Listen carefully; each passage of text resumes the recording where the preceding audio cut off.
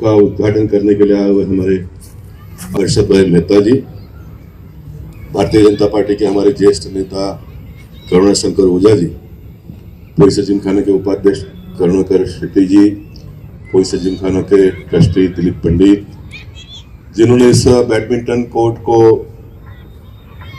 एक आकार दिया, ऐसे अविनाश गुर्जर, उपस्थित सभी नगरजन भाई और बहनों, मुझे बड़ी खुशी हो रही है आज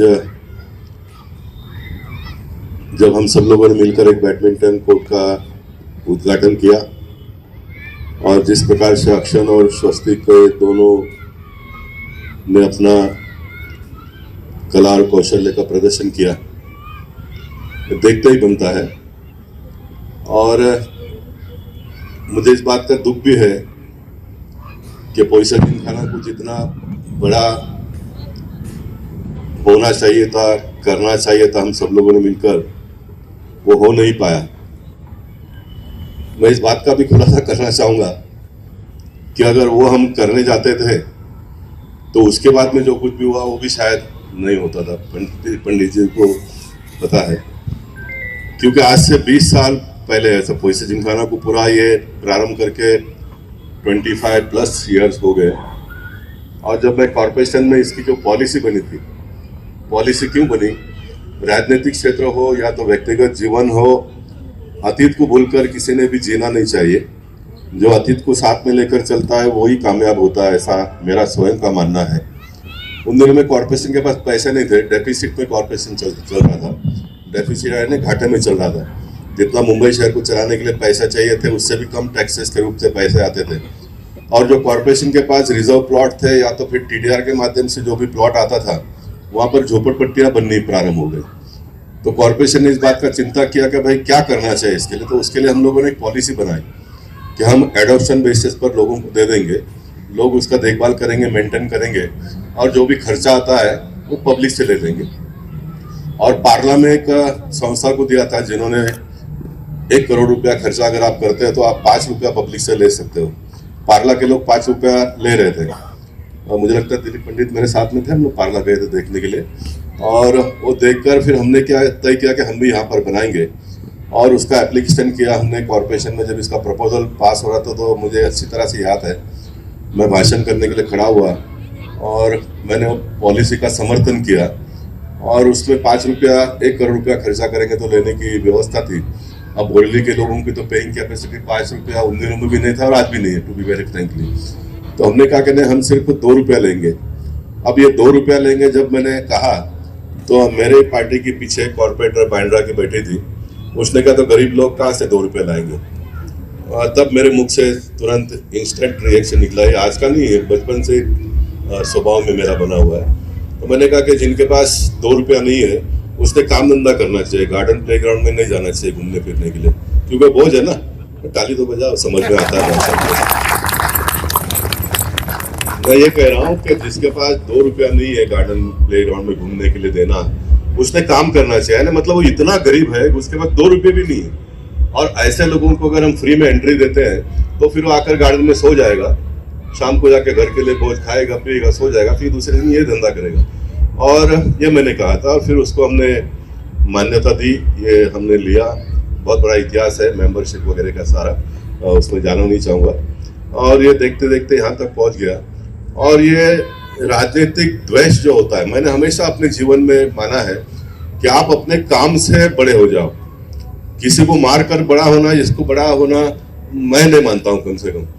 तो ये जैसे बीजेपी के लोगों ने कुछ ग्राउंड प्लेग्राउंड लिए, तो कुछ शिवसेना के लोगों ने लिया, कुछ कांग्रेस के लोगों ने लिया। तो उन दिनों में शिवसेना की सत्ता थी महानगर पालिका में, तो उनको लगा भाई ये तो गलत हो जाएगा, तो फिर इसको एडॉप्शन पॉलिसी को स्टे दे दिया। और एडॉप्शन पॉलिसी को स्टे देने में मेरे ही पार्टी के कुछ नुमाइंदे अगल बगल के ही थे, मुख्यमंत्री जी को देकर स्टे दिया। तो उन दिनों में दिया हुआ स्टे आज तक कायम है, इसको किसी ने वापस लेने का प्रयास ही नहीं किया। मैंने उसके बाद में कैंपा कोला से लेके बहुत सारे मुद्दे जो निशात ने बताया सब सॉल्व किया, लेकिन इसको मैंने हाथ नहीं डाला, क्योंकि कभी कभी गैरों से लड़ना बहुत आसान होता है, अपनों के साथ में लड़ना बहुत कठिन होता है। इसलिए मैंने उसको लड़ा ही नहीं और ऐसे ही रखा। मैं मानता हूँ कि ये ठीक नहीं है और भविष्य में भी आज भी इसलिए कह रहा हूँ कि किसी न किसी ने इसकी आवाज़ उठानी चाहिए।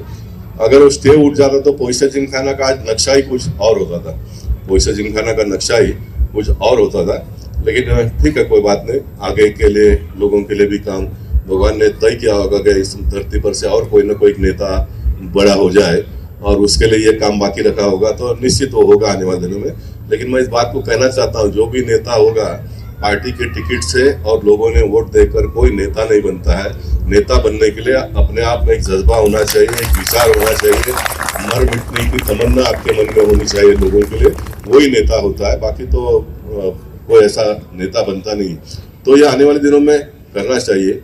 ये बैडमिंटन कोर्ट का परमिशन के लिए भी बहुत पापड़ बेलने पड़े हैं। आज उद्घाटन में भी बाकी मैंने कहा कि मेरा भी फोटो मत डालो, निकाला गया था। फिर बाद में पोइसा जिमखाना के लोगों ने कहा कि नहीं, गोपाल शेट्टी का यू आर ए मेंटर, तो आपका फोटो लगेगा ही। मैंने कहा कि मत डालो किसी का, फिर वापस ये परमिशन है नहीं है, ये है वो है। मैं ऐसा मानता हूँ कि मुझे कोई भी आदमी पूरे मुंबई में जहां पर भी किसी को भी इस प्रकार का प्रकल्प करना होगा, महानगर पालिका के पास परमिशन मांगिए। अगर महानगर पालिका के लोग परमिशन देते हैं तो लेकर करिए, महानगर पालिका के लोग परमिशन नहीं देते तो आप करिए। उसका उद्घाटन करने के लिए मैं आऊंगा उसका उद्घाटन करने के लिए। देखिए, आपको जो पद मिलता है ये लोगों को आगे बढ़ाने के लिए, लोगों के जीवन में बदलाव लाने के लिए। ये पद आपको अपने लिए नहीं मिला है, ये पद आपको स्वयं को बड़ा होने के लिए नहीं मिला है। तो ऐसा सब डर कर काम नहीं चलता है। तो ये आने वाले दिनों में करना चाहिए किसी न किसी ने आगे आकर। मुझे बड़ी खुशी होती है कि आज अक्षर यहाँ पर है, जिसके हाथों से यहाँ पर उद्घाटन हुआ। निषाद ने कहा कि बहुत छोटा स्पीच उसने दिया, इससे बड़ा स्पीच उसका मैंने सुना है, बंड संघा के कार्यक्रम में वो गया था। आज स्पीच क्या देना उससे इम्पोर्टेंट उसके दिमाग में था किसके सामने मुझे देना है, इसके लिए उसने छोटा स्पीच इसलिए उसने छोटा स्पीच बनाया। लेकिन मैं मानता हूँ कि इसी तरह से ब्लॉकेज खुलता है, आगे जाता है। स्वस्तिक उसकी माता पालघर से यहाँ आई है, स्वस्तिक बोल नहीं पाता है, लेकिन उसके बावजूद भी उसने अपने आप को इतना डेवलप कर दिया। ये बहुत बड़ी बात है, ये बहुत बड़ी बात है। ये पंडित से मैं कहना चाहूँगा कि ऐसे बहुत सारे टैलेंटेड है, लेकिन उनको कोई स्कोप ही नहीं मिलता है, कोई उसको मौका ही नहीं मिलता है। अभी हम उद्घाटन करके बाहर आ रहे थे तो यहाँ पर कुछ सीनियर सिटीजन है, वो अभी फिलहाल वहाँ पर खेल रहे थे। उनका ये कहना था कि वो खड़े हैं, आइए ना, चलो आइए, हमारे लिए भी कुछ यहाँ पर व्यवस्था करिए। देखिए पंडित जी ये सीनियर हो गए, वो खेल रहे हैं, उनको और खेलने की तमन्ना है। तो जो जवान बच्चे हैं उनके लिए भी कर दो। ये अच्छी बात है कि हमारे पास यहाँ पर बोरेली में हमारा कोई कॉम्पिटिटर नहीं है, ना शिवसेना हमारा कॉम्पिटिटर है, ना मनसे हमारा कॉम्पिटिटर है, ना कांग्रेस हमारा कॉम्पिटिटर है, ना राष्ट्रवादी हमारा कॉम्पिटिटर है। इसलिए हमारे से भी कुछ ना कुछ गलतियां होती होगी तो उसको उजागर करने वाला कोई नहीं है। इसलिए हमारा दुकान बहुत तेजी से आज भी चल रहा है। मैं बहुत क्लियर बात करता हूँ। मैं ऐसा अपील करना चाहूँगा कि ये नहीं चलेगा। जितना आपने सम्मान गोपाल शेट्टी का किया, बीजेपी का किया, वहाँ तक ठीक है, लेकिन इतना भी सम्मान मत करिए किसी बच्चों का भविष्य को हम ब्लॉक कर देंगे, है ना। ग्राउंड है तो यहाँ ही बच्चे खेलेंगे। ग्राउंड अगर हम मैनेज करते तो हमने ही लोगों को सुविधा उपलब्ध करके देनी है। अगर हम नहीं देंगे तो बहुत सारे लोगों का कैरियर खत्म हो जाएगा। उदाहरण के तौर पर युवक मंडल नाम की संस्था में काम करते करते मैं यहाँ तक पहुँच गया। अगर मुझे युवक मंडल के लोगों ने अगर चांस नहीं दिया होता तो फिर क्या होता था, कुछ नहीं होता था। इसलिए ऐसा कोई डर कर नहीं चलेगा। एक पॉलिटिकल बात को भी टच करके मैं अपने भाषण को यहाँ पर आज समाप्त करना चाहूँगा। मैं बहुत हैरान परेशान तब हुआ जब इस बार के महानगर पालिका के चुनाव के लॉटरी में बोरेली के 7 में से 6 वार्ड लेडीज हो गया। अब लोगों को लगता है तो लॉटरी है तो ऐसा ही होता है, ऐसा नहीं होता है। भगवान सब तय करते हैं। भगवान कैसा तय करते हैं तो बोरेली के इतिहास में 1987 में एक समय ऐसा आ गया था जो हेमेंद्र भाई मेहता ने मुझे इस बस्ती से पकड़ के लेके जाकर भारतीय जनता पार्टी में प्रवेश करवाया। और उन दिनों में वो चुनाव लड़ेंगे, उनको कॉर्पोरेशन का टिकट मिलेगा, इस प्रकार का माहौल बना था। योगा करुणा शंकर ओझा जी भी है, उस आंदोलन में इनका भी बहुत बड़ा रोल था, लेकिन उनका दूर से था। और उनको जब टिकट नकारा गया कोई कारण से, तो मैंने इस बस्ती से 3000 लोगों को रात को 9 बजे कांदुली के ऑफिस में लेके जाकर हम लोगों ने अपनी भावना प्रकट की थी। और भावना प्रकट इतना जोर से हमने किया पार्टी को मानना पड़ा कि कहीं ना कहीं गलती हुई है। और फिर उसके बाद में हेमेंद्र भाई को विधानसभा का टिकट मिला। हेमेंद्र भाई को विधानसभा का टिकट मिला तो सारे लोगों ने तय किया कि कॉरपोरेशन का चुनाव 92 का गोपाल शेट्टी लड़ेगा। और फिर मैं लड़ा और मैं यहाँ तक पहुँचा। मैं ये बात ये बता रहा हूँ कि एक समय आ गया था ऐसा पार्टी में कोई गलत निर्णय हुआ था तो उसका हमने बहुत जोर से मुकाबला किया, उसका विरोध किया, इसलिए शायद मैं यहाँ तक आज पहुँचा, तो मैं नहीं पहुँचता था। लेकिन अभी जो हुआ उसमें सब लोगों ने शांतता अपनाया कि कौन झंझट करेगा, ऐसा नहीं चलता। तो भगवान ने सोचा अगर तुमको झंझट ही नहीं करना तो घर में बैठो, मार्केट में तुम्हारा क्या काम है। 7 में से 6 वार्ड लेडीज हो गए, ये मैं अनुमान करता हूँ। आप लीडर हो तो आप लोगों के ऊपर जब संकट आता है तो आपने तैयार होना चाहिए। अभी इसमें से कोई भी एक लीडर तैयार नहीं हुआ। इतना क्यों डरते हो?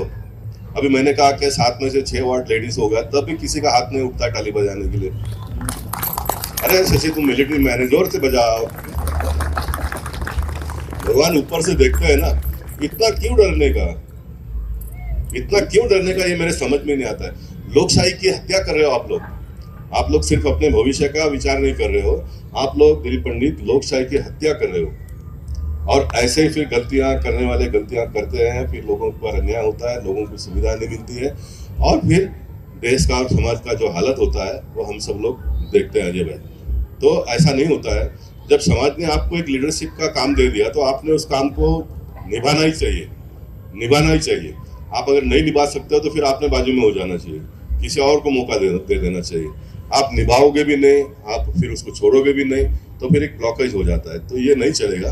तो आने वाले दिनों में खेल इतना आगे लाया है तो सभी बच्चों को इसमें अपना अपना कौशल्य दिखाने का मौका मिले, उसका व्यवस्था हमने करनी चाहिए, वो हम करेंगे। मैंने कभी भी जीवन में कुछ करना है तो उसका डिक्लेरेशन नहीं किया, लेकिन मुझे लगता है कि एक बहुत बड़े काम का मैं डिक्लेरेशन करना चाहूँगा। पहले कॉर्पोरेशन ने कहा था कि भाई 2 रुपये एंट्री फ्री, मुफ्त में कुछ होना नहीं चाहिए। मैं मुफ्त का कभी भी कोई काम ही नहीं किया मुफ्त में देने का।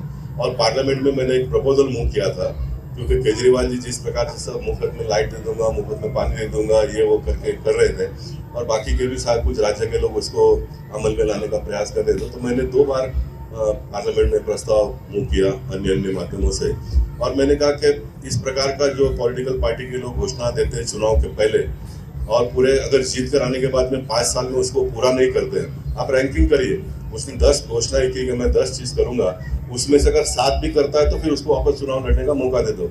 लेकिन अगर कुछ भी नहीं करते तो उनका पॉलिटिकल पार्टी का मान्यता ही रद्द हो जाना चाहिए। इस बात की मैंने मांग की थी, उसको सुप्रीम कोर्ट ने परसों कंफर्म किया कि ये होना चाहिए। अभी कुछ लोग ये भी कहते हैं कि नहीं भाई आपकी पार्टी भी ये कर रही, मेरी पार्टी बिल्कुल नहीं कर रही। मेरी पार्टी ने जो कुछ भी लाड़की बहन का योजना लाया तो पहला दिया पैसा, चुनाव हम जीतेंगे तो देंगे ये नहीं कहा। आप सरकार में हो तब दे दो ना, तो सरकार का काम ही ये होता है, सरकार में है तब आप दे दो। अभी के चुनाव में 10-10 हजार रुपए का दिया, वहां पर वो भी चुनाव के पहले घोषणा किया, दे दिया।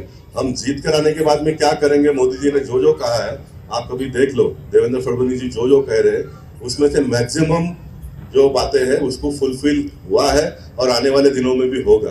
यानी मैं इसलिए कह रहा हूँ कि कल एक कोई ऐसा पॉलिटिकल पार्टी तैयार कर देगा, वो ये कहेगा कि किसी को काम धंधा करने की जरूरत ही नहीं, सबका आपको घर पे बैठे ही सब पहुंच जाएगा, ये होगा वो होगा, और लोग तो वोट दे देंगे। और एक बार सरकार आने के बाद में 5 साल में देश कहां से कहां चला जाएगा, बराबर है ना। इसलिए ये मैंने कहा, तो वो भी कोर्ट ने मान्य कर लिया है। इसलिए मैं अपना हिम्मत से जो भी कहना है कहता हूँ, जो करना है करता हूँ। मुझे कोई दिक्कत आई नहीं कभी, और जिस दिन दिक्कत आ जाएगी उस दिन मैं घर पे बैठ जाऊंगा। मुझे लगता है कि कभी भी दिक्कत आएगी नहीं। दिक्कत तब आएगी मैं अपने लिए कुछ करने का प्रयास करता हूं तो मुझे दिक्कत आएगी। मैं लोगों के लिए करता हूं तो दिक्कत कभी भी आया नहीं है, आने वाले दिनों में भी नहीं आएगा। एक बार आप सबको बहुत बहुत धन्यवाद देता हूँ, आप सब लोग यहाँ पर आए। जो सीनियर सिटीजन की मैंने बात की, तो अविनाश उनके लिए कुछ व्यवस्था करो, कैसे हो सकता है। उन्होंने कहा कि हमको एक अलग से करो, मैं मानता हूँ कि अलग से मत करो। इसमें अभी वो सीनियर है, वो उनके पास समय है, वो बोलेंगे हमको संडे को ही चाहिए, हमको शाम को ही चाहिए, तो वो नहीं होगा पॉसिबल। जो बीच का पीरियड आपके पास फ्री होता होगा उस समय उनको बोलो आकर यहाँ पर खेले, घर के लोगों को भी थोड़ा आराम हो जाएगा। वहाँ पर आके उनका चाहे तो आने जाने का व्यवस्था भी जो होता है वो भी करो, उसमें मुझे कोई प्रॉब्लम नहीं, लेकिन एक सिस्टम डेवलप करो। को मिलो, यहाँ का जो कॉर्पोरेटर है उसको मिलो। आज 20 साल से जो बाजू का टुकड़ा और 2-3 एकड़ जमीन अपने पास आ सकता है, वो एक ने ब्लॉक करके रखा है। मैंने चिट्ठियां लिखी, मैं कंप्लेन किया, मैं बहुत ज्यादा कम उसके पीछे पड़ जाऊंगा तो बोलेगा देखो बिल्डर के पीछे पड़ा है करके। मैंने उसको ये भी कहा कि तुम्हारा टीडीआर बेनिफिट जो भी मिलता है वो आप ले लो, लेकिन आप जगह तो ऐड कर लो तो और थोड़ा जगह बढ़ जाएगा। लेकिन कोई नहीं करता, और ना तो करुणाकर को विषय मालूम है, तो मुकेश को मालूम है, दिलीप पंडित तो अभी दूर हो गए। तो ये करना पड़ेगा, इसलिए मैंने आज नाम लिया है। आप पीयूष जी को कहिए ये जगह ऐड करवा दो, उसको जो भी टीडीआर देना दे दो। उसको टीडीआर नहीं मिलेगा पंडित, क्योंकि उसके बाद टाइटल नहीं है, इसलिए वो देते नहीं है। अभी टाइटल नहीं है, लेकिन गोपाल शेट्टी है तब तक वो टाइटल नहीं है। उसके बाद जिस दिन गोपाल शेट्टी जाएगा उसको टाइटल मिल जाएगा। हाँ, ये म्यूनसिपालिटी के लोग पैसे लेकर हाँ टैप हो जान दो, उसको दे देंगे। लेकिन मेरा मुद्दा यहाँ पर है, आज 20 साल लोगों को 2-3 एकड़ जगह वापरने से वंचित रहे, और भी आने वाले दिनों में कुछ दिनों तक वो वंचित रहेंगे। तो तुरंत आप पैसे जिमखाना टीमको अविनाश तू सुद्धा लवकरात लवकर ती जागा आपल्याला मिळेल अशी व्यवस्था करायचा। लेटर आपण मी लिहिलेलं लेटर आहे, योगेश सागरजींना घेऊन जाऊन द्या। मी बोलत त्याला तुम्ही टीडीआर द्या, नियमाप्रमाणे मला काही हरकत नाही। जोपर्यंत त्याचा प्रॉब्लेम सॉल्व होत नाही तोपर्यंत ती जागा ऍड करून टाका पैसे जिमखान्यामध्ये। तो ये करिए। फिर एक बार आप सबको बहुत बहुत धन्यवाद।